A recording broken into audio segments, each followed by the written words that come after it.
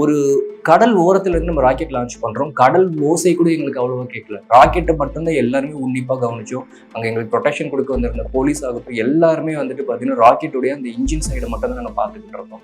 ஏன்னா இது வந்து ஒரு புது ராக்கெட். இந்தியாவுல இருந்து யாரும் லான்ச் பண்ணதில்ல. ஏன்னா எல்லாருமே ராக்கெட் வந்து ஸ்ரீஹரிகோட்டால இருந்து லான்ச் பண்ணுவாங்க. அந்த மிஷனுக்காக வந்துட்டு பார்த்தீங்கன்னா, honourable prime minister Shri Narendra Modiji வந்து அப்ரிஷியேட் பண்ணியிருந்தாங்க. பிளஸ் அந்த ப்ராஜெக்ட்காக Guinness world record, India book of record, Asia book of record எல்லா அவார்ட்ஸும் நம்மளுக்கு கிடைச்சிருச்சு. நான் என்ன நினைச்சிட்டேன்னு பார்த்தீங்கன்னா, நம்மளுடைய லைஃப் வந்து பயங்கர ஹிட்க்கு போயிடுச்சு, நல்லா எல்லாருமே செட்டில் ஆயிடுச்சு அப்படின்ற மாதிரி நினைச்சிக்கிட்டு இருந்தேன். ஏன்னா பிரைம் மினிஸ்டரே வந்து அப்ரிஷியேட் பண்றாங்கன்றது. அதுல 8 பேர்ல 5 பேருக்கு விசா கொடுத்துட்டாங்க, 3 பேரை வந்து ரிஜெக்ட் பண்ணிட்டாங்க. அந்த 3ல நான் ஒரு என்ன ரீசன் பார்க்கும்போது, நாங்க 3 பேருமே வந்துட்டு பார்த்தீங்கன்னா மிடில் கிளாஸ் ஃபேமிலி. எங்க அப்பா டிரைவர், அவங்க 2 பேருடைய அப்பாவும் விவசாயி.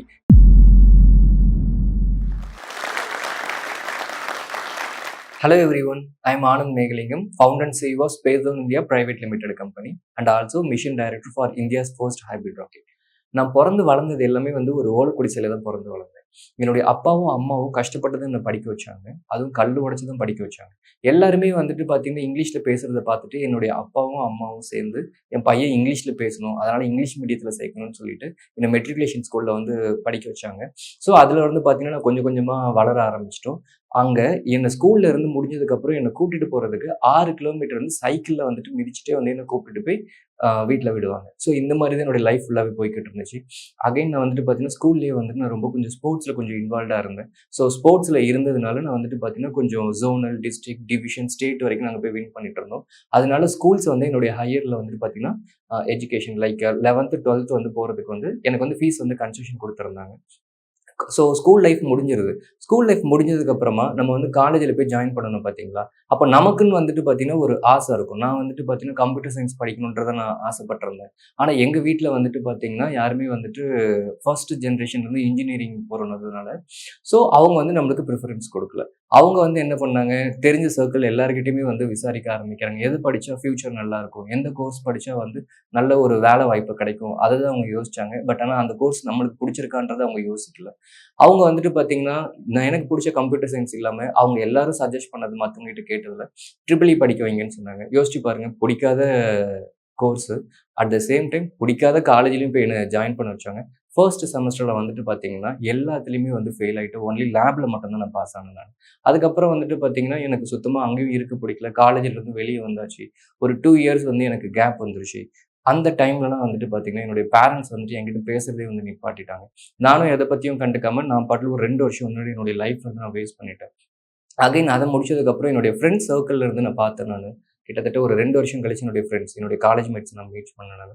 மீட் பண்ணதுல அவங்க கிட்ட போயிட்டு நான் பேச போகும்போது, அவங்க வந்து ஃபேஸ் ரியாக்ஷன் வந்து பார்த்தேன். அது கொஞ்சம் கரெக்ட்டா இல்ல. ஸோ எல்லா இடத்துலயும் படிச்சா தான் மதிப்பு அப்படின்றது ஒண்ணு எனக்கு அந்த இடத்துல தான் ஸ்பாட்ல எனக்கு உணர்ந்தேன் நானு. அதுக்கப்புறம் மேற்கொண்டு நான் வந்து படிக்கணும்னு வீட்ல சொல்லும்போது வந்துட்டு பார்த்தீங்கன்னா, "நீ ஆல்ரெடி உன்ன படிக்க வச்சதுலயே வந்துட்டு பார்த்தீங்கன்னா, நீ எல்லா சப்ஜெக்ட்லயும் ஃபெயில் ஆயிட்ட. நீயே வந்து வெளிய வந்துட்ட" அப்படின்னாங்க. "இல்ல நான் ஸ்போர்ட்ஸ் கோட்டால நான் ட்ரை பண்றேன். எனக்கு புடிச்ச காலேஜ் இருக்கு" அப்படின்னு சொல்லி ஒரு பிரைவேட் யூனிவர்சிட்டீஸ்ல வந்துட்டு பார்த்தீங்கன்னா, ஸ்போர்ட்ஸ் கோட்டால உள்ள ஜாயின் பண்றேன். அப்ப கூட நான் கம்ப்யூட்டர் சயின்ஸ் இன்ஜினியரிங் எடுக்கணும்னு தான் நான் ஆசைப்பட்டேன் நானு. மறுபடியும் வந்துட்டு பார்த்தீங்கன்னா, பேரண்ட்ஸ் அதே மாதிரி வந்து இவன் 2 வருஷம் வேஸ்ட் பண்ணிட்டான். மறுபடியும் எந்த கோர்ஸ் படிக்கணும்ன்றத கேட்டாங்க. அப்போ என்னுடைய ரிலேஷன்ல இருந்து என்ன சொன்னாங்கன்றது பார்த்தீங்கன்னா, "அவன் இஷ்டத்துக்கு விட்டுருங்க. நீங்க எதுக்கு வந்துட்டு எல்லார்கிட்டயும் கேட்டுட்டு வேற ஒரு கோர்ஸ் படிக்க வைக்கிறீங்க? ஆல்ரெடி அவனுக்கு புடிச்ச கோர்ஸ் படிக்காம தான் அவனால வந்துட்டு பார்த்தீங்கன்னா, 2 வருஷம் வந்து அவனுக்கு லைஃப் வேஸ்ட்டா போயிடுச்சு. ஸோ இதுவாச்சும் அவனுக்கு பிடிக்கிற மாரி சேர்த்து விடுங்கன்னாங்க." ஸோ கம்ப்யூட்டர் சயின்ஸ் இன்ஜினியரிங் எடுக்கிறதுக்கு தான் கேம்பஸ்க்குள்ள போறோம். அந்த இடத்துல வந்துட்டு ஒரு ஏரோப்ளேன் இருந்துச்சு. அந்த ஏரோப்ளேன பார்த்த உடனே அதுக்கு மேல எனக்கு ரொம்ப ஒரு லவ்வுன்னு சொல்லலாம். அது மேல ரொம்ப ஒரு லவ் பண்ணேன் நான் அந்த ஏர்கிராஃப்ட்ட. ஸோ அதுக்கப்புறம் எங்க வீட்ல சொன்னேன், "இல்ல நான் கம்ப்யூட்டர் சயின்ஸ் எடுக்கல. நான் வந்து ஏரோநாட்டிக்கல் இன்ஜினியரிங் படிக்கிறேன்னு" சொல்லும்போது, எங்க வீட்ல வந்து மறுபடியும் என்ன திட்ட ஆரம்பிச்சுட்டாங்க. "ஏன்டா நீ கம்ப்யூட்டர் சயின்ஸ் தானே சொன்ன. எப்படி நீ திடீர்னு நீ ஏரோநாட்டிக்கல் இது எடுக்குற? ஏரோநாட்டிக்கல்லாம் வந்துட்டு பார்த்தீங்கன்னா, புது டெர்ம். அந்த மாரி ஒரு கோர்ஸ் நாங்க அன்னைக்கு தான் வந்து நாங்க காதுல கேட்டிருந்தோம்." எங்க வீட்ல சொன்னாங்க, "அதெல்லாம் படிக்கிறதா இருந்தா நல்லா படிக்கிறவங்க தான் எடுக்க முடியும். நீயே ஆல்ரெடி இவன சேர்த்து நீ எல்லாமே ஃபெயில் ஆயிட்டு, நீ எப்படி படிப்ப?" அப்படின்ற மாரி சொல்லியிருந்தாங்க. என்னுடைய பேரண்ட்ஸ்க்கு வந்து நான் எல்லாமே புரிய வச்சு, நான் ஏரோநாட்டிக்கல் படிப்பேன் அப்படின்னு சொல்லி, அங்க கிளாஸ்ல வந்துட்டு பார்த்தீங்கன்னா, கோர்ஸ் வந்து அந்த ஃபார்ம்ல எல்லாமே நான் ஃபில் பண்ணி குடுத்தாச்சு. குடுத்ததுக்கு அப்புறமா ஏரோநாட்டிக்கல் இன்ஜினியர் ஜாயின் பண்ணி முதல் நாள் காலேஜ்க்கு போயாச்சு. ஆல்ரெடி வந்து 2 வருஷம் கேப். மறுபடியும் கேம்பஸ்குள்ள போகும்போது வந்துட்டு பார்த்தீங்கன்னா, நான் தான் பெரிய பையனா இருந்தேன். எல்லாருமே வந்து என்ன பார்த்து கொஞ்சம் இது பண்ணாங்க. ஃபர்ஸ்ட் பெஞ்ச்ல போய் உட்காந்துக்கிட்டு, நான் உண்டு என் படிப்பு உண்டுன்ற மாரி போயிடலாம்னு சொல்லிட்டு மூவ் பண்ணிக்கிட்டு இருந்தேன். ஸோ காலேஜும் வந்துட்டு பார்த்தீங்கன்னா, 2 மாசம் கடந்துச்சு. அந்த டைம்ல வந்து நெறைய காலேஜ்ல வந்து சிம்போசியம் அந்த மாரி ஒரு ஈவென்ட். எல்லாருமே இப்போ அந்த காலத்துல வந்து பெயிண்ட் காம்படிஷன் இருக்கும் பாத்தீங்கன்னா, டிராயிங் காம்படிஷன்ஸ் அந்த மாதிரி. அதே மாதிரி இந்த மாதிரி வந்துட்டு பாத்தீங்கன்னா, ஏரோநாட்டிக்கல் ஃபீல்டுல காம்படிஷன் ஏரோநாட்டிக்கல் ஃபீல்டுல எப்படி இருக்கும்னு பாத்தீங்கன்னா, பேப்பர் பிளேன். நம்ம வந்து ஸ்கூல் டேஸ்ல வந்து சும்மா ஒரு பேப்பர் எல்லாமே மடிச்சு நம்ம எங்க த்ரோ பண்ணி விளையாடிட்டு இருப்போம் பாத்தீங்களா? அதுவே ஒரு காம்படிஷனா வச்சிருந்தாங்க. அதை தாண்டி நிறைய கிளைடர், ஹைட்ரோபிளாஸ்ட் இந்த மாதிரி விதவிதமான காம்படிஷன் இருந்துச்சு. அந்த ஈவெண்ட்ல வந்துட்டு பாத்தீங்கன்னா, பேப்பர் பிளேன்ல வந்து நான் ரெஜிஸ்டர் பண்றேன். பேப்பர் பிளேனுக்கு ரெஜிஸ்ட்ரேஷன் காஸ்ட் ₹50 நான் வந்து அதுக்கு நான் ரெஜிஸ்டர் பண்ணியிருந்தேன்.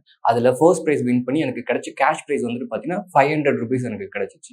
இது வந்து நல்ல ஒரு ஈவெண்ட்டா இருக்கேன்னு சொல்லிட்டு எனக்கு சர்டிபிகேட்ஸ், மெடல்லாம் கொடுத்திருந்தாங்க. அது எங்க ஹெச்ஓடி சார் கிட்ட கொண்டு போய் காட்டும் போது வந்துட்டு பாத்தீங்கன்னா, எங்க காலேஜ்லயும் ஏரோநாட்டிக்கல் வந்துட்டு 2 வருஷத்துக்கு முன்னாடி ஆரம்பிச்சிருந்தாங்க. நாங்க 3rd பேட்ச். முதல்ல வந்துட்டு ஒரு சர்டிபிகேட், மெடல் கொண்டு போகும்போது எங்க ஹெச்ஓடி சாருக்கு வந்து ரொம்ப ப்ரௌடா இருந்துச்சு. இதே மாதிரி நிறைய அச்சீவ்மெண்ட்ஸ் நம்ம பண்ணணும், நம்ம டிபார்ட்மெண்ட்டுக்கு நேம் சேர்க்கணும்னு சொல்லிட்டு அவங்க வந்து எங்களுக்கு ரொம்ப சப்போர்ட் பண்ணியிருந்தாங்க. அகைன் அந்த ₹500 வாங்கியிருந்தேன் பாத்தீங்களா, அந்த ₹500ல மறுபடியும் நான் அடுத்த ப்ராஜெக்ட்காக வந்து கிளைடருக்கு வந்து நான் இன்வெஸ்ட் பண்றேன் நானு. கிட்டத்தட்ட ஒரு 300க்கு மேற்பட்ட ஃபர்ஸ்ட் பிரைஸ் வந்து நான் வின் பண்ணியிருக்கேன் நிறைய காம்படிஷன்ஸ் இந்த 4 வருஷத்துல. இதே வந்துட்டு பாத்தீங்கன்னா ஃப்ளோ நல்லா இருக்குன்னு சொல்லிட்டு மறுபடியும் வந்துட்டு பாத்தீங்கன்னா ஈவெண்ட்லயும் புதுசா கண்டுபிடிக்கிறதுலயும் என்னோட டைம் அதிகமா ஸ்பெண்ட் பண்ணேன். இது எல்லாமே என்னுடைய எக்ஸ்ட்ரா கரிக்குலர் ஆக்டிவிட்டீஸ்ல வரும். காலேஜ் வந்துட்டு பாத்தீங்கன்னா நம்மளுக்கு 9 மணில இருந்து சாயங்காலம் 4 மணிக்கு முடிஞ்சிடும். நான் என்ன பண்ணுவேன்னு பாத்தீங்கன்னா, காலேஜ் முடிஞ்சதுக்கு அப்புறம் எங்க டிபார்ட்மெண்ட்ல ஹெச்ஓடி சார் கிட்ட ஸ்பெஷல் பெர்மிஷன் வாங்கி நைட் 8 மணி வரைக்கும் நான் அதுல வேலை பார்ப்பேன் சிஸ்டம்ல. ஏன்னா என்கிட்ட வந்து லேப்டாப் கிடையாது. ஸோ அங்க காலேஜ்ல இருக்க லேப்டாப் தான் ஃபுல்லாவே நான் சிஸ்டத்த யூஸ் பண்ணி, அதுல என்னோட ப்ராஜெக்ட்ஸ்க்கு தேவையானது எல்லாமே உட்காந்து பண்ணேன்.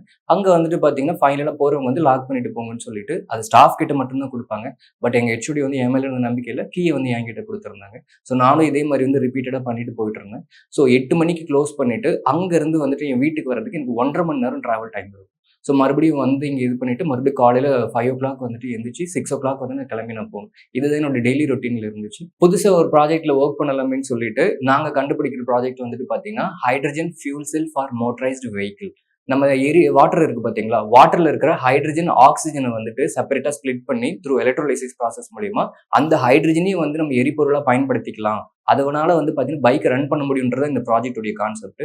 இதுக்காக கிட்டத்தட்ட ஒரு 6 மாசம் நாங்க கஷ்டப்பட்டு ஒர்க் பண்ணி, அதுக்கான புரோட்டோடைப்ஸ், டெஸ்டிங் எல்லாமே பண்ணி, அந்த அவுட்புட் நம்மளுக்கு வந்து சக்சஸா இருந்துச்சு. இதுக்கான கிரிட்டிக்கல் டிசைன் ரிப்போர்ட் எல்லாமே ப்ரிப்பேர் பண்ணி, இதை வந்துட்டு பாத்தீங்கன்னா காம்படிஷன்ஸ்க்கு வந்து நம்ம அப்ளை பண்ணிக்கிட்டு இருக்கோம். இந்த ப்ராஜெக்ட்ஸ் வந்துட்டு பாத்தீங்கன்னா சிஎம் கிட்ட இருந்து எனக்கு young scientist award first time வந்து நான் ரிசீவ் பண்றேன் வித் கேஷ் பிரைஸ் ₹10,00,000. இது ரொம்ப ஒரு ப்ரௌடா இருந்துச்சு. ஏன்னா இதுல வந்து 6 மாசம் நான் கஷ்டப்பட்டு உழைச்சிருக்கேன். சிஎம் கிட்ட இருந்து யங் சயின்டிஸ்ட் அவார்டு அப்படின்னு சொல்றாங்க. இது எல்லாமே எப்படி எனக்கு வருதுன்றது பாத்தீங்கன்னா, சின்ன ஒரு தூண்டுதல் வந்து எங்க ஹெச்ஓடி சார் வந்து எனக்கு சொன்னாரு. அது மூலியமா இவ்வளவு அச்சீவ்மெண்ட்ஸ் பண்ணிக்கிட்டு இருக்கோம். இது மேற்கொண்டு நம்ம வின் பண்ண எப்படி போகுதுன்றது பாத்தீங்கன்னா, எல்லாருமே வந்துட்டு அடுத்த லெவலுக்கு போகணும், நீ வந்துட்டு இந்த அளவுக்கு வந்துட்டு மறுபடியும் இன்னும் கொஞ்சம் முயற்சி பண்ணி போ அப்படின்னு சொல்லிட்டு என்னை உற்சாகப்படுத்தினாங்க. அது மூலியமா அடுத்த ப்ராஜெக்ட் வந்து ஒர்க் பண்றோம். பிளான்ட் இ எனர்ஜி, செடியில இருந்து எலக்ட்ரிசிட்டி எடுக்க முடியும்னு சொல்லிட்டு ஒரு பிளான்ட் மைக்ரோபியல் ஃபியூல் செல் வந்து நாங்க வடிவமைக்கிறோம்.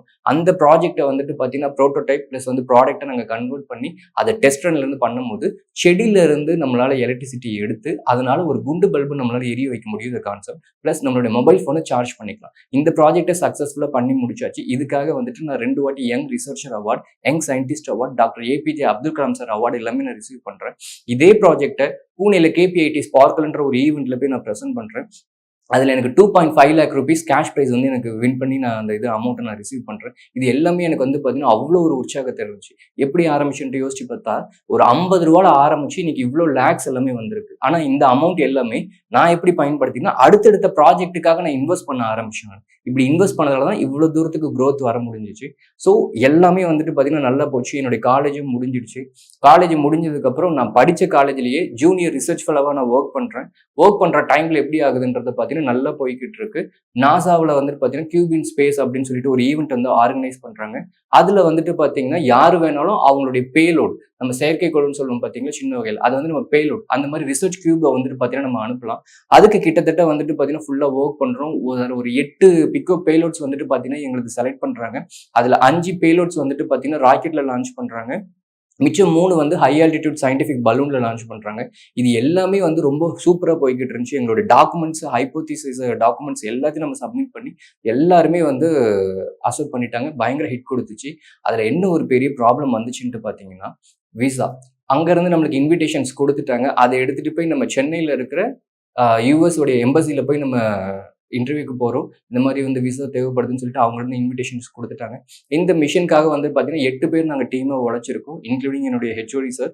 எல்லாருமே உழைச்சிட்டு இது நாங்கள் யூஎஸ் அந்த எம்பசிக்கு போய் நாங்கள் கொண்டு போகும்போது அங்கே போய் எல்லாருக்கிட்டையும் வந்து நாங்கள் பேசுகிறோம், கிளியராக உட்காந்து எக்ஸ்ப்ளனேஷன்ஸ் கொடுத்துட்டோம். நம்ம சொல்கிறதுக்கு சொல்ல அவங்க வந்து சிஸ்டமில் எல்லாமே டைப் பண்ணிக்கிட்டே இருப்பாங்க.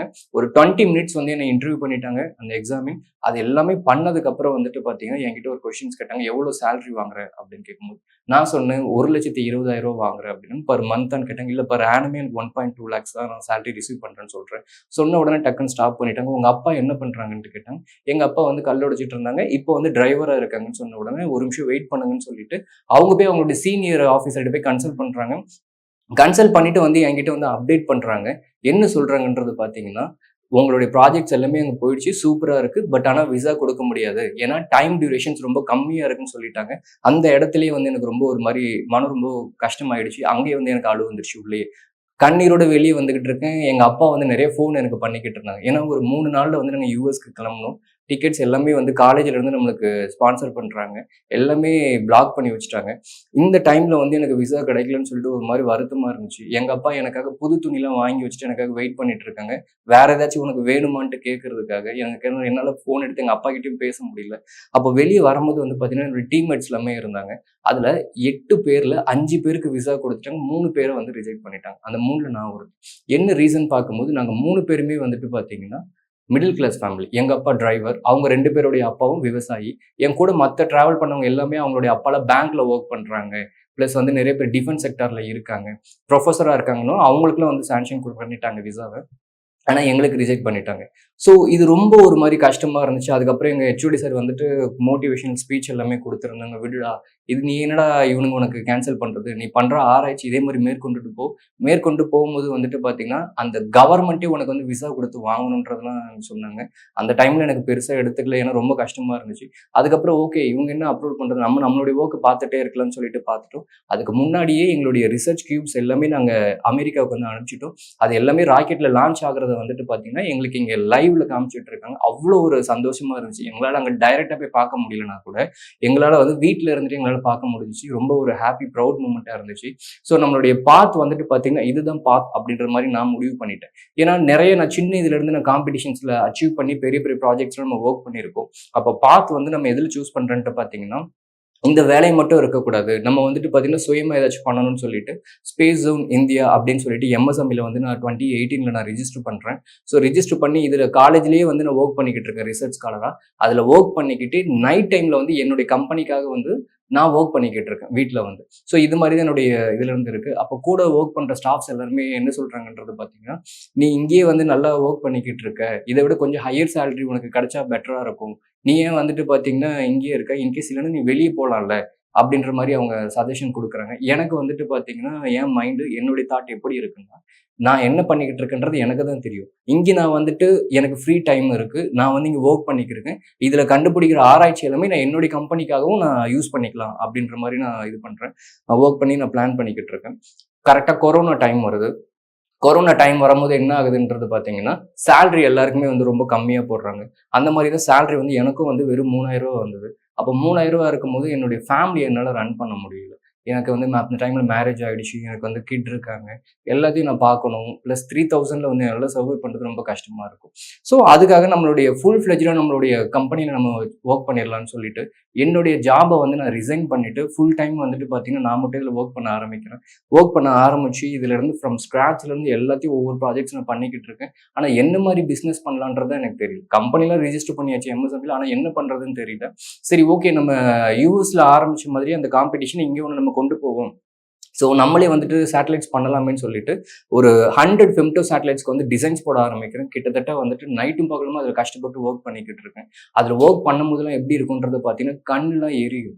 ஸோ ஏன்னா தூங்குறதே வந்துட்டு பார்த்தீங்கன்னா, நைட்டு 1:30, 2 மணிக்கு தூங்குறேன். கரெக்ட்டா வந்து ஒரு 6 மணிக்குள்ள எந்திரிச்சு வொர்க் பண்ணணும். எந்திரிக்கிறதுக்கு ரொம்ப கஷ்டமா இருக்கும். பட் வேற ஆப்ஷனும் கிடையாது. எல்லாத்தையும் எந்திரிச்சு வொர்க் பண்ண ஆரம்பிச்சுட்டேன். அப்போ இந்த ப்ராஜெக்ட்ஸ்க்கு ரிப்போர்ட் எல்லாத்தையும் ரெடி பண்ணிட்டேன். என்னென்ன ஆராய்ச்சிக்கு என்னென்ன சென்சார்ஸ பயன்படுத்த போறோம். காற்றுல எவ்வளோ நச்சுத்தன்மை இருக்கு, எவ்வளோ ஈரப்பதம் இருக்கு, ஓசோன் லேயருடைய திக்னஸ் எவ்வளவு, ஓசோன்ல வந்து எவ்வளோ ஹோல்ஸ் இருக்கு, ஏர் குவாலிட்டியோடைய கண்டென்ட்லாம் என்னென்ன இருக்குன்றது இதை தான் ஆராய்ச்சி பண்றதுக்கு மேற்கொண்டு எல்லாத்தையும் வடிவமைச்சாச்சு. இதை வடிவமைச்சு இதுக்கு வந்துட்டு பார்த்தீங்கன்னா நம்மளுக்கு ஃபண்டிங்கும் தேவைப்படுது. ஏன்னா இது ₹1 கோடி ப்ராஜெக்ட்ஸ். ஸோ ₹1 கோடி நம்மளால இன்வெஸ்ட் பண்ண முடியாது. ஸோ அதே மாதிரி வந்துட்டு பார்த்தீங்கன்னா, அப்துல் கலாம் சாருடைய கிராண்ட் நெஃப்யூஸ் கிட்ட வந்து நான் பேசுறேன். அண்ணா இந்த மாதிரி வந்து ஒரு ப்ராஜெக்ட்ஸ் நான் டிசைன்ஸ் பண்ணியிருக்கேன். இத வந்து நம்ம கொண்டு போனா ஒரு நல்ல ஒரு ஹிட் கொடுக்கும் அப்படின்னு சொல்லியிருந்தேன். அவங்களும் வந்து சப்போர்ட் பண்ணாங்க. அப்புறம் என்னுடைய ஃப்ரெண்ட் வந்து ஜான் பால் பிரவீன் அவரும் வந்துட்டு பார்த்தீங்கன்னா சப்போர்ட் பண்ணி அந்த ப்ராஜெக்ட்டை சக்ஸஸ்ஃபுல்லா நம்ம வந்து ராமேஸ்வரத்துல லான்ச் பண்றோம். அந்த 100 ஃபெம்டோ சேட்டலைட்லயுமே பலூன்ல வச்சு நம்ம லான்ச் பண்றோம். இதுக்காக வந்து ஸ்டூடெண்ட்ஸ்க்கு எல்லாத்துக்குமே விர்ச்சுவல் ட்ரைனிங் கொடுத்துருக்கோம். பிளஸ் வந்துட்டு ஹேண்ட்ஸ் ஆன் எக்ஸ்பீரியன்ஸ்ல ஸ்டூடெண்ட்ஸே வந்துட்டு ஒரு செயற்கைக்கோள்ல வந்து உள்ள ஒர்க் பண்ற மாதிரி நம்ம கான்செப்ட்ஸ்ல கொண்டு வந்துருந்தோம். இதுல 1347 ஸ்டூடெண்ட்ஸ் பார்ட்டிசிபேட் பண்ணாங்க. அதுல 850 பேருக்கு மேல வந்துட்டு பாத்தீங்கன்னா கவர்மெண்ட் ஸ்கூல் ஸ்டூடெண்ட்ஸ் அவங்க பார்ட்டிசிபேட் பண்ணாங்க. ஸோ இந்த ஸ்டூடெண்ட்ஸ்க்கு எல்லாத்துக்குமே ட்ரைனிங்லாம் கொடுத்து ராமேஸ்வரத்துல இருந்து நம்ம பலூன்ல லான்ச் பண்றோம். லான்ச் பண்ணி அது கோவில்பட்டியில போய் நம்ம ரிட்ரைவ் பண்ணி அந்த சேட்டலைட் ரீயூஸ் பண்றோம். எப்படின்னு பாத்தீங்கன்னா, நம்ம இங்க ராமேஸ்வரத்துல அனுப்புறது வந்து மேக்ஸிமம் வந்து 35 கிலோமீட்டர் ஹைட்டுக்கு போயிட்டு அங்கிருந்து பலூன் வந்து வெடிச்சிடும். டியூ டு அந்த ப்ரெஷர் வேரியேஷன்ஸ்னால. வெடிச்சதுக்கு அப்புறமா அதுல பேராஷூட் வச்சிருக்கிறதுனால காத்து அடிக்கிற திசை நோக்கி அந்த பலூன் மூவ் ஆகுது. அந்த மாதிரி தான் வந்து அது நம்மளுக்கு கோவில்பட்டியில லேண்ட் ஆகுது. அதை ரிட்ரைவ் பண்ணி எடுத்துட்டோம். அந்த மிஷனுக்காக வந்துட்டு பாத்தீங்கன்னா, honourable prime minister Shri Narendra Modiji வந்து அப்ரிஷியேட் பண்ணியிருந்தாங்க. ஸோ லெட்டர் எல்லாமே கொடுத்துருந்தாங்க. இது எல்லாமே பார்த்த உடனே ரொம்ப ஒரு ஹாப்பினஸ் இருந்துச்சு. பிளஸ் அந்த ப்ராஜெக்ட்காக Guinness world record, India book of record, Asia book of record எல்லா அவார்ட்ஸும் நம்மளுக்கு கிடைச்சிருச்சு. நான் என்ன நினைச்சிட்டேன்னு பார்த்தீங்கன்னா, நம்மளுடைய லைஃப் வந்து பயங்கர ஹிட்க்கு போயிடுச்சு, நல்லா எல்லாருமே செட்டில் ஆயிடுச்சு அப்படின்ற மாதிரி நினைச்சுக்கிட்டு இருந்தேன். ஏன்னா பிரைம் மினிஸ்டரே வந்து அப்ரிஷியேட் பண்றாங்கன்றது.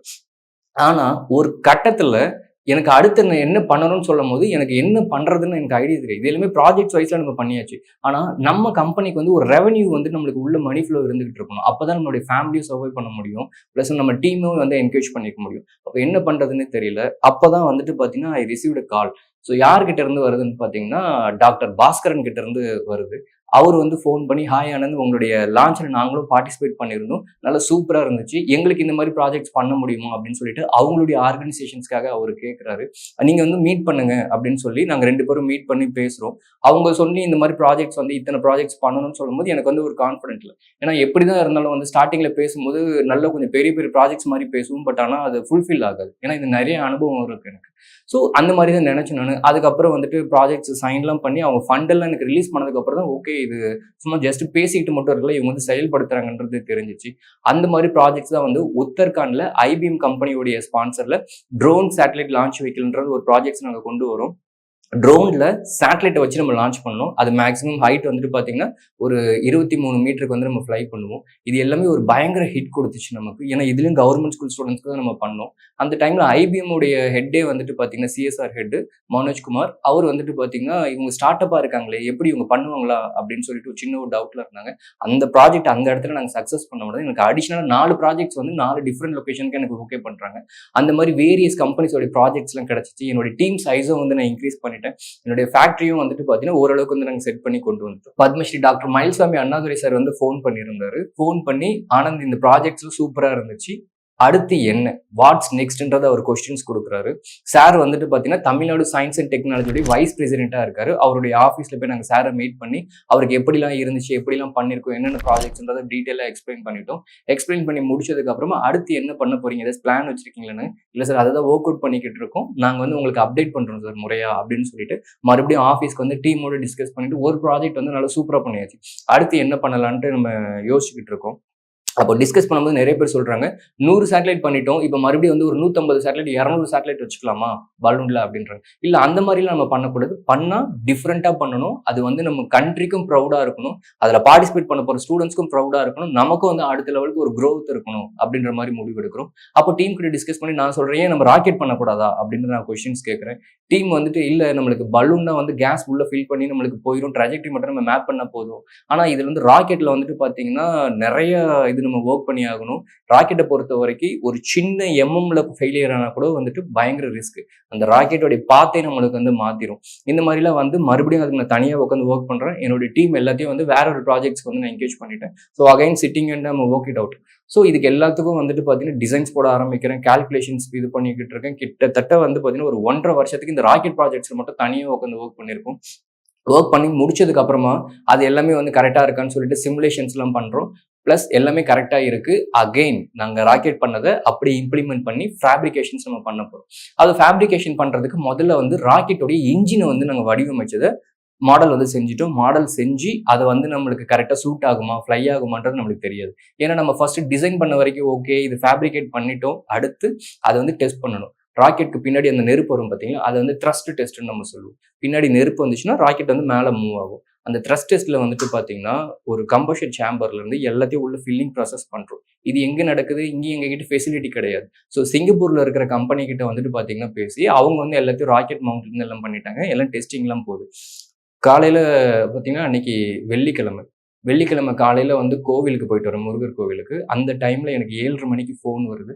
உங்களுடைய ராக்கெட் என்ஜின் குடுத்துருந்தீங்க. அது வந்து வெடிச்சிடுச்சு அப்படின்னு சொல்லிட்டாங்க. அது வெடிச்சிடுச்சுன்னு சொல்லும்போதே வந்துட்டு பார்த்தீங்கன்னா, எனக்கு ரொம்ப ஒரு மாரி கஷ்டமாயிடுச்சு. ஏன்னா, ஒரு ராக்கெட் வெடிக்குது, அந்த என்ஜின் வெடிக்குதுன்னா, அது என்ன ப்ராப்ளம்ன்றது நம்மளுக்கு தெரியணும்.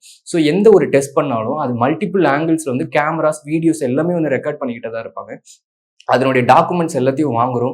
வாங்கி என்னுடைய டீமுக்கு ஃபோன் பண்ணி எல்லாரையுமே வந்துட்டு 9:00 வந்து இங்க மீட்டிங் அசெம்பிள் ஆயிருங்க. எல்லாரும் சீக்கிரம் வந்துருங்கன்னு சொல்லிட்டோம். எல்லாருமே வந்துட்டாங்க. என்டையர் டீம் எல்லாத்தையும் ஃப்ரேம் பை ஃப்ரேம் வந்து அந்த இமேஜஸ பார்த்துக்கிட்டு இருக்கோம். எந்த இடத்துல ப்ராப்ளம் ஆயிடுச்சுன்னு. ஒரு 4 நாள் கழிச்சு தான் கண்டுபிடிக்கிறோம். நாங்க பண்ண மிஸ்டேக்லயே என்ன பெரிய மிஸ்டேக்ன்னு பார்த்தீங்கன்னா, அந்த இன்ஜின்ல ஒரு 1 டயா வந்து நாங்க அதிகப்படுத்திட்டோம். ஹோல்ஸ் வந்து கொஞ்சம் பெருசா இருந்துச்சு. அதனால வந்து டியூ டூ பிரஷர்னால அந்த இன்ஜின் வந்து வெடிச்சிடுச்சு. ஸோ இது வெடிச்சதுனால மறுபடியும் வந்து நாங்க அதுல இருந்து கத்துக்கிட்டோம். ஏன்னா ஃபெயிலியர் நடந்தா மட்டும்தான் அதுல இருந்து நம்ம சக்சஸ் போறதுக்கு ஒரு பாத்தா நம்ம எடுத்துக்கலாம். அதுல இருந்து நம்ம சக்சஸ் ரேட்டை இன்க்ரீஸ் பண்ணிக்க முடியும். அந்த ஃபெயிலியரே வந்துட்டு பார்த்தீங்கன்னா, மறுபடியும் நாங்க வொர்க் பண்ணி அதை வந்து எல்லாமே கரெக்டா பண்ணியாச்சு. ராக்கெட் சரி பண்ணியாச்சு. அதுக்கு அடுத்து என்னன்றது பார்த்தீங்கன்னா, ஸ்டூடெண்ட்ஸ் எல்லாத்துக்குமே சேட்டலைட் ட்ரெய்னிங் குடுத்தாங்க. இதுல 6000க்கும் மேற்பட்ட மாணவர்கள் பார்ட்டிசிபேட் பண்ணிருந்தாங்க. அதுவும் இந்தியா முழுக்க இருந்து. அப்போ எல்லா இதுக்கும் ஸ்டூடெண்ட்ஸ் வந்து பார்த்தீங்கன்னா, அதுல வொர்க் பண்ணி எல்லா ட்ரெய்னிங் எல்லாம் சக்சஸ்ஃபுல்லா முடிச்சுட்டாங்க. முடிச்சதுக்கு அப்புறமா பிப்ரவரி 19, 2023 ராக்கெட் வந்துட்டு பார்த்தீங்கன்னா, சென்னை ஈசிஆர்ன்ற இடத்துல இருந்து நம்ம லான்ச் பண்ண போறோம். அதுக்காக வந்து எல்லா டிபார்ட்மெண்ட்லயும் நம்ம கிளியரன்ஸ் வாங்கியாச்சு. இதுல வந்துட்டு பார்த்தீங்கன்னா, கடலோர காவல் படை, விமானப்படை, பிரைம் மினிஸ்டர் ஆஃபீஸ் கூட நம்ம லெட்டர்லாம் கொடுத்து எல்லா அஃபிஷியல் பெர்மிஷன்ஸ்லாம் வாங்கியாச்சு. இந்த மாதிரி எல்லா டிபார்ட்மெண்ட் கிளியரன்ஸ் கொடுத்ததுக்கு அப்புறமா இதை வந்துட்டு நம்ம பிப்ரவரி 18ஆம் தேதி வித் போலீஸ் சப்போர்ட்டோட எங்களுடைய ஆஃபீஸ்ல இருந்து சென்னை ஈசிஆர் கோஸ்டல் சைடுக்கு வந்துட்டு நாங்க கொண்டு போறோம் ராக்கெட் எல்லாத்துலயுமே. எடுத்துட்டு போய் அங்க போய் உட்காந்து எல்லாமே அசெம்பிள் பண்ணி இருக்கும்போது நம்ம எப்படி இதுவாகுதுன்னு பார்த்தீங்கன்னா, என்டையர் டீம்ஸ் வந்து அதில ஃபுல்லா நல்லா சப்போர்ட் பண்றாங்க. லான்ச் பேட வந்து நம்ம அசெம்பிள் பண்ணிக்கிட்டு இருக்கோம். எங்களுக்கு வயர்லெஸ் கம்யூனிகேஷன்ல தான் எல்லாமே நடக்கப்போகுது. அதனுடைய ஃப்ரீக்வன்சி எல்லாமே கரெக்ட்டா இருக்கான்றத ஒரு தடவ கிராஸ் செக் பண்ணிக்கிறோம். ஃபில்லிங் ப்ராசஸ் எல்லாத்தையும் வந்து நம்ம கரெக்ட்டா நம்ம செக் பண்ணி முடிச்சுட்டோம். செக் பண்ணி முடிச்சதுக்கு அப்புறமா நாங்க எதிர்பார்க்காதது என்னன்றது பார்த்தீங்கன்னா, நாங்க ராக்கெட் லான்ச் பண்ணணும்னு நினைக்கிறது காலையில 10:30 மணிக்கு. பட் ஆனா ஒரு சின்ன ஒரு சர்க்கம்ஸ்டன்ஸ்ல வந்துட்டு பார்த்தீங்கன்னா, அந்த டைம்க்கு லான்ச் பண்ண முடியாது. நீங்க இயர்லியா கிட்டத்தட்ட 7:30 மணிக்கு நீங்க ராக்கெட் லான்ச் பண்ணணும்ன்றத வேர்ட்ஸ் வந்து நம்மளுக்கு கொடுக்குறாங்க ஃபைனல் கிளியரன்ஸ்க்கு. மறுபடியும் அந்த ராத்திரியில வந்து என்னுடைய என்டையர் டீம் வந்து எல்லாரும் ஒர்க் பண்ண ஆரம்பிக்கிறாங்க. அதுக்கு லாட்ஸ் ஆஃப் கால்குலேஷன்ஸ் மறுபடியும் போடுறாங்க. ஏன்னா அந்த ராக்கெட் வந்து நம்ம ட்ராஜெக்டரி பிளான் ஈஸியா நம்ம மேப் பண்ணி ஆகணும். அது வந்துட்டு பார்த்தீங்கன்னா, காத்து என்ன திசையில வீசிக்கிட்டு இருக்கு, எவ்வளோ ஸ்பீட்ல வீசுது, என்ன ஆல்டிடியூட்ல வந்துட்டு பார்த்தீங்கன்னா, மாய்ஸ்சர் கண்டென்ட் எவ்வளவு இருக்கு, அங்க எவ்வளோ ஹியூமிடிட்டி லெவல் இருக்கு, எவ்வளோ ஆக்சிஜன் பெர்சன்டேஜ் என்னன்றது எல்லாத்தையும் வந்து நாங்க கால்குலேட் பண்ணணும். எல்லாமே டேட்டாஸ் எல்லாமே கேப்சர் பண்ணிட்டோம். அந்த டேட்டாஸோட எல்லாத்தையும் எடுத்து மறுபடியும் நாங்க மேப் பண்ணி எங்களுடைய டீம் வந்து கேட்குறாங்க. இது எல்லாமே கரெக்ட்டா இருக்குமா? இல்லன்னா நம்ம வந்து இந்த லான்ச் வந்து இன்னொரு நாள் போஸ்ட்போன் பண்ணிக்கலாமே அப்படின்னு சொல்றாங்க. இல்ல நம்ம வந்து லான்ச் வந்து இது கரெக்ட்டா பண்ணிக்கலாம். இது வந்து நம்மளுக்கு கால்குலேஷன்ஸ் இதுதான் கரெக்ட்டா பிளான் பண்ணிக்கலாம்னு சொல்லிட்டு, நாங்க இயர்லியா 10:30 மணிக்கு ராக்கெட் லான்ச் பண்றது பார்த்தீங்கன்னா, அந்த டைம்ல கவுண்ட் டவுன் கொண்டு போறது T-10ல இருந்து ஆரம்பிக்கலான்றத பார்த்தோம். நாங்க இதுக்கு வந்துட்டு பார்த்தீங்கன்னா, காலையில ஹியூமிடிட்டி ரொம்ப ஜாஸ்தியா இருக்கு. நம்ம T-10 வேண்டாம், T-20க்கு நம்ம கொண்டு போலாம்னு சொல்லிட்டு நம்ம பிளான் பண்றோம். ஏன்னா இது வந்து ஹைபிரிட் ராக்கெட். லான்ச் ஆகுறதுக்கு 5 நிமிஷத்துக்கு முன்னாடி தான் அதனுடைய ப்ராசஸர் நாங்க ஸ்டார்ட் பண்ணுவோம். ஸோ அதுக்கு ஏத்த மாதிரி வந்துட்டு பார்த்தீங்கன்னா, T-20க்கு நம்ம கவுண்ட் டவுன் கொடுக்கும்போது உள்ள வந்து பிரஷரைஸ்டு கேஸ் எல்லாமே நாங்க உள்ள ஃபில் பண்றோம். ஆக்சிடைசர் அது எல்லாமே அந்த ராக்கெட்டுடைய இன்ஜின்குள்ள ஸ்டோரேஜ் டேங்க் இருக்கும். அதுக்குள்ள 52 பார் பிரஷர்ல வந்து நம்ம ஸ்டோர் பண்றோம். அது எல்லாமே ஸ்டோர் பண்ணி கவுண்ட் டவுன் வந்து T-20ல இருந்து கொண்டு வரும். 2 இக்னிஷன் சிஸ்டம் இருக்கு. ஒன்னு வந்து பிரைமரி இக்னிஷன் என்னுடைய இருக்கு. இன்னொன்னு வந்து என்னுடைய கொலீக் கிட்ட இருக்கு. அந்த T-2 அந்த இதுல வரும்போதுல எங்களுக்குலாம் அவ்ளோ அமைதியா இருக்கு. ஒரு கடல் ஓரத்துல இருந்து நம்ம ராக்கெட் லான்ச் பண்றோம். கடல் ஓசை கூட எங்களுக்கு அவ்வளவா கேட்கல. ராக்கெட்ட மட்டும் தான் எல்லாருமே உன்னிப்பா கவனிச்சோம். அங்க எங்களுக்கு ப்ரொடெக்ஷன் கொடுக்க வந்திருந்த போலீஸ் ஆகட்டும், எல்லாருமே வந்துட்டு பார்த்தீங்கன்னா, ராக்கெட்டுடைய அந்த இன்ஜின் சைட மட்டும் தான் நாங்க பார்த்துக்கிட்டு இருந்தோம். ஏன்னா இது வந்து ஒரு புது ராக்கெட். இந்தியாவுல இருந்து யாரும் லான்ச் பண்ணதில்ல. ஏன்னா எல்லாருமே ராக்கெட் வந்து ஸ்ரீஹரிகோட்டாவுல இருந்து லான்ச் பண்ணுவாங்க. இது நம்ம ஈசிஆர்ல பண்றோம் அப்படின்னு சொல்லும்போது அதுவே வந்து ஒரு பெரிய இருக்கு. நீங்க ஏன் வந்து ஸ்ரீஹரிகோட்டா விட்டுட்டு நீங்க இங்க வந்து பண்றீங்க அப்படின்னு சொல்லிட்டு. ஸோ இந்த மாதிரி நெகட்டிவிட்டில எல்லாமே இருந்துச்சு. இது எல்லாமே கடந்து வந்து ராக்கெட் அந்த ஃப்ளை ஆகுற தருணத்துக்கு தான் நாங்க வெயிட் பண்ணிக்கிட்டு இருக்கோம். T-2 கொடுக்கும்போதுலாம் வந்துட்டு பார்த்தீங்கன்னா, என்னுடைய கை வந்து இக்னிஷனுக்குள்ள நடுங்கிடுச்சு. ஏன்னா ஃபர்ஸ்ட் டைம் வந்து நான் இக்னிஷன்ஸ் கொடுக்கணும் கரெக்டான டைமுக்கு. ஸோ அந்த T-2 கொடுக்கும் போதுல வந்து நடுங்கிட்டே போய் அந்த இக்னிஷன் பட்டன் எடுத்து நான் ப்ரெஸ் பண்ணுறேன். நான் பிரைமரி இக்னிஷன்ஸ் கொடுத்ததுக்கப்புறம் என்னுடைய கொலீகும் வந்துட்டு பார்த்தீங்கன்னா T-1ல வந்து செகண்டரி இக்னிஷன்ஸ் கொடுத்துட்டாங்க. கொடுத்ததுக்கப்புறம் எல்லாருமே வந்து அந்த ராக்கெட்டை பார்க்கும்போது எப்படி இருந்துச்சுட்டு பார்த்தீங்கன்னா, அந்த சவுண்ட் வந்து நெருப்பு எரியும்போது ஒரு நாய்ஸ் வந்து ராக்கெட்ல இருந்து தனியாக நம்மளுக்கு கிளியராக கேட்கும். அந்த மாதிரி ஒரு சவுண்ட் வந்து நமக்கு கிரியேட் ஆயிருந்துச்சு. அந்த சவுண்ட பார்த்துட்டு கீழ பார்க்கும்போது, அந்த ராக்கெட் என்ன ஆக போகுதுன்னு சொல்லிட்டு நெஞ்செல்லாம் படபடன்னு வந்துருச்சு எல்லாருக்குமே.